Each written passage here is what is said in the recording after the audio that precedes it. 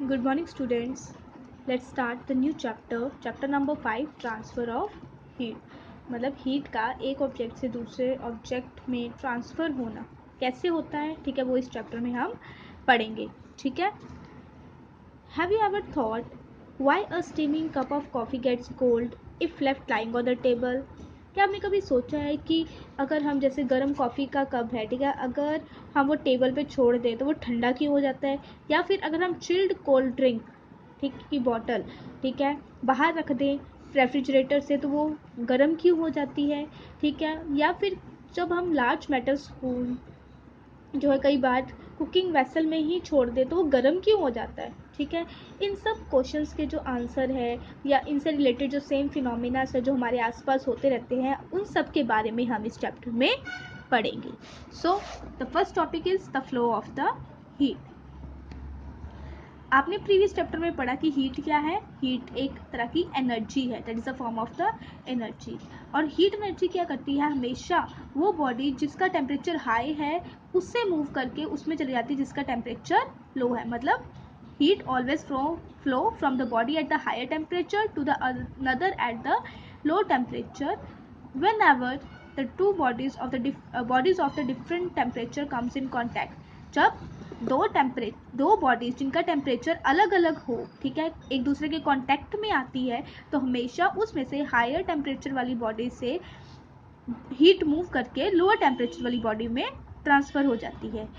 और it can also flow from the hotter end to the colder end of the same object. या फिर एक same object में ही हॉटर एंड से कोल्डर एंड में फ्लो हो जाती है. ठीक है. इसीलिए जो कॉफ़ी का कप है, ठीक है, जब हम उसको टेबल में रखते हैं, जब वो आसपास एटमॉस्फेयर में कांटेक्ट में आता है तो हीट क्या करती है, कॉफ़ी जो है वो उसका हाई टेम्परेचर होता है और एटमॉस्फेयर का लो टेम्परेचर होने के कारण वो कॉफ़ी क्या हो जाती है, ठंडी हो जाती है. ठीक है. समथिंग मोर में क्या है, हीट पम्प्स ऐसे डिवाइसेस है जो क्या करते हैं, इससे ऑपोजिट वर्क करते हैं. मतलब वो ऑब्जेक्ट मतलब लोअर टेम्परेचर से हीट को फ्लो करा के हायर टेम्परेचर ऑब्जेक्ट्स पे फ्लो करती है. ठीक है. मतलब बिल्कुल ऑपोजिट. जो इसकी एग्जांपल कैसे होगी, जैसे रेफ्रिजरेटर्स है. रेफ्रिजरेटर बाहर एटमॉस्फेयर गर्म है लेकिन अंदर रेफ्रिजरेटर बहुत ठंडा होता है. इसी तरीके से एसी या फिर रूम के कूलर्स. ठीक है. नेक्स्ट इज अब बॉटल का एग्जांपल जो देखा था उसमें भी क्या होता है कि जब बॉटल जो है अपने सराउंडिंग एटमॉस्फेयर के कांटेक्ट में आती है, ठीक है, तो सराउंडिंग का एटमॉस्फेयर कैसा होता है, कम हो मतलब सराउंडिंग का एटमॉस्फेयर ज़्यादा होता है. ठीक है. और जो बॉटल है उसका टेम्परेचर लो होता है. ठीक है. इसीलिए जो हीट है वो हायर टेम्परेचर से लोअर टेम्परेचर की ओर चली जाती है, इसलिए जो बॉटल है वो गर्म हो जाती है. ठीक है. इसी तरीके से मेटल स्पून जब वो कुकिंग वेसल में रहता है तो किसके कांटेक्ट में आता है, हॉट फूड और हॉट वेसल के कांटेक्ट में आ जाता है. और हीट जो है फ्लो कर जाती है from the food being cooked and the vessel at the higher temperature to the metal spoon at the lower temperature and the metal spoon becomes hot. Okay.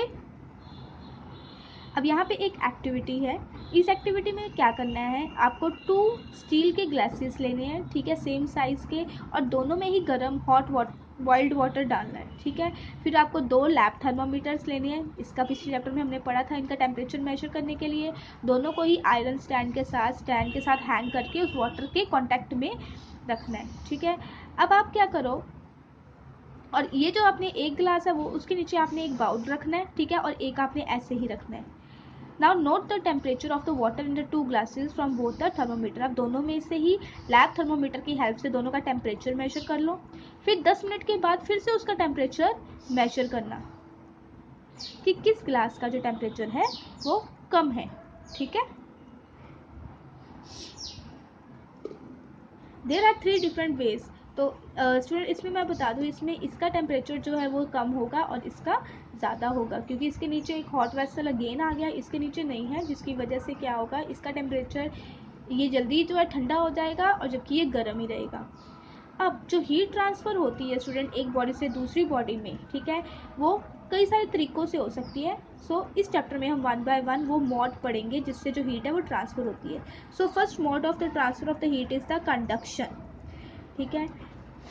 ये जो मेथड है हीट ट्रांसफ़र का, ठीक है, ये सिर्फ सॉलिड्स में होता है. Recall from the knowledge of the previous class that particles of solids are very closely packed. आपने ये लोअर क्लासेस में पढ़ा होगा कि जो सॉलिड होता है ना उसके अंदर जो पार्टिकल्स होते हैं, ठीक है, वो बहुत ही ज़्यादा क्लोजली पैक्ड होते हैं, एक दूसरे से बिल्कुल चिपके से होते हैं, ठीक है। उनके बीच में, पार्टिकल्स के बीच में जो स्पेसेस होती है ना वो बहुत ज़्यादा कम होती है, ठीक है।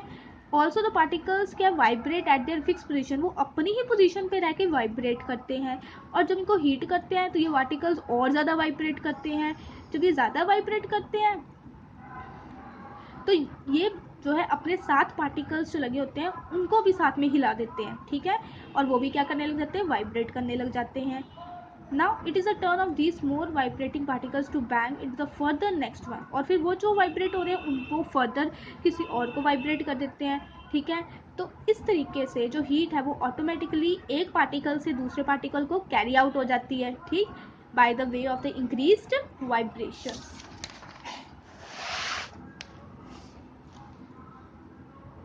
Conduction is the mode of transfer of the heat from one particle to another in the solid. So solids में जो है वो हीट कैसे ट्रांसफर होती है, through the process of conduction. और लिक्विड और गैसेस में आपको पता है जो पार्टिकल्स होते हैं वो बहुत ही लूजली पैक्ड होते हैं, ठीक है, अपनी पोजीशन पे फिक्स भी नहीं होते, इसलिए उनमें ये इफेक्ट नहीं होता है, ठीक है। There are certain materials which conduct very easily while some other. अब कुछ तो ऐसे मटीरियल होते हैं जिनमें तो ये कंडक्शन बहुत ईजिली हो जाती है और कुछ में नहीं होती।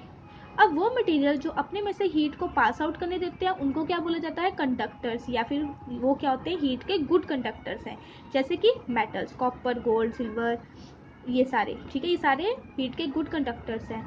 और वो मटेरियल्स जो अपने में से हीट को पास नहीं करने देते हैं उनको क्या बोला जाता है, पुअर कंडक्टर्स या फिर बैड कंडक्टर। जैसे वुड है, वुड को आप उसका एक लकड़ी लो, उसके आपके वन एंड को चलाओ तो उसका दूसरा एंड देखो कि आप गर्म नहीं होगा, इससे आपको पता लग जाएगा कि वुड के अंदर जो है हीट वो ट्रांसफ़र नहीं होती है, so it is a bad conductor. इसी तरीके से बाकी सारे मटेरियल्स हैं, ठीक है।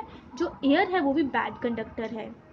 इसका सबसे बेस्ट एग्जांपल है जो आपकी क्विल्ट्स होती है, रजाई होती है, उसमें कॉटन, फ्लफ़ी कॉटन जो है फिल होता है, ठीक है। थ्रेड्स ऑफ वूल होते हैं, वुलन फैब्रिक्स जो है वो क्या करता है, हीट को पास आउट नहीं करने देता, जिसकी वजह से हमें वार्म फील होता है। तो इसलिए एयर भी क्या है, बैड कंडक्टर ऑफ हीट, ठीक है। ये एक्टिविटी 2 और 3 है, ये आप रीड आउट कर लेना, पेपर से रिलेटेड और मेटल स्पून से रिलेटेड है। इसमें आप देखोगे जब पेपर को बर्न करोगे वन एंड तो आपको दूसरा एंड हॉट नहीं होगा, ठीक है, या नाइफ को करके देखोगे या फिर मेटल स्पून को बर्न करके देखना, ठीक है। नाउ अब ये कंडक्शन क्यों होती है स्टूडेंट्स, कंडक्शन जो है वो सिर्फ 2 ही केसेस में होती है, ठीक है।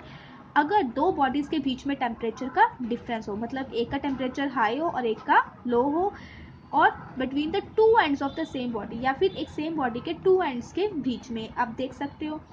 दूसरा कंडक्शन जो है, टू बॉडीज़ जो होती है डिफरेंट टेम्परेचर पे, वो डायरेक्ट उनका एक दूसरे के साथ कांटेक्ट होना चाहिए, ठीक है, कांटेक्ट में होना चाहिए। Now good conductors and bad conductor used by earth. अब कुछ यूजेस पढ़ेंगे गुड कंडक्टर और बैड कंडक्टर्स की हमारे घर पे, इंडस्ट्रीज में।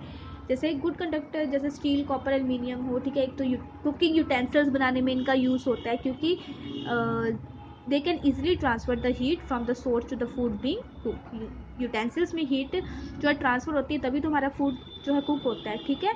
उसके बाद है गुड कंडक्टर जैसे कॉपर, आयरन, एल्युमिनियम है, ठीक है। वो कहाँ कहाँ पे यूज़ होता है, एक तो इलेक्ट्रिक आयरन का बेस बनाने में, ठीक है, सोलर हीटिंग पाइप्स बनाने में, बॉयलर्स, केमिकल और टेक्सटाइल इंडस्ट्रीज़ के अंदर जो बॉयलर्स होते हैं वो भी इन सब चीज़ों से बनते हैं, ठीक है। Next is a bad conductor of heat, जैसे कि वुड बताया, प्लास्टिक या जो बेक लाइट होती है जिससे कि हैंडल्स बनाए जाते हैं, ठीक है। इनको कुकिंग यूटेंसिल्स या इलेक्ट्रिक आयरन्स बनाने में यूज़ होता है। ये जो आयरन का ये जो ऊपर वाला हैंडल है, ठीक है, ये जो है बैड कंडक्टर से बनाएंगे ताकि हीट जो है वो इसके बेस से यहाँ ट्रांसफ़र ना हो जाए, ठीक है। इसी तरीके से बैड कंडक्टर जैसे फ्लफ्ड ऑफ कॉटन एंड वुलन जो है, जो रजाइयों में यूज़ करते हैं या गारमेंट्स में यूज़ करते हैं हमारी बॉडी को वार्म रखने के लिए, ठीक है, वो भी हम कौन से यूज़ करते हैं, बैड कंडक्टर सारे, ठीक है। Here are some examples. Next, remember, woolens are not warm, but they are only the poor conductors of heat, which help in retaining our own body heat with us. जो woollens होते हैं वो warm नहीं होते, they are just the poor conductors है। Poor conductor means heat को pass out नहीं होने देते, इसलिए हमारी बॉडी जो है वो वार्म फील करती है, ठीक है। Next is ice. Ice students वो भी एक बैड कंडक्टर है हीट का, ठीक है। इसीलिए जो इग्लूस वाले जो घर बने होते हैं वो आइस ब्लॉक से, आइस क्या करती है अपने में से हीट को पास नहीं करने देती, इसलिए उनके अंदर गर्मी रहती है और बाहर ठंड होती है, ठीक है। इसी तरीके से बैड कंडक्टर एक होता है एस्बेस्टॉस। इसको रूफ टॉप्स, छत, बिल्डिंग्स की छतों पे लगाया जाता है ताकि जो रूम्स वगैरह या जो फ्लोर्स हैं वो क्या है, हॉट क्लाइमेट में भी हम उसमें रह सके, ज़्यादा गर्म ना हो, ठीक है। उसके बाद बैड कंडक्टर है एक थर्मोकोल, ठीक है। उसको किस लिए यूज़ किया जाता है, आइस के लिए बॉक्सेस बनाने में, ताकि आइस को कैरी किया जा सके, उसके बनाने के लिए यूज़ होते हैं, ठीक है। क्योंकि थर्मोकोल भी क्या है, हीट को पास आउट नहीं करने देता। Now students try this checkpoint 1, okay.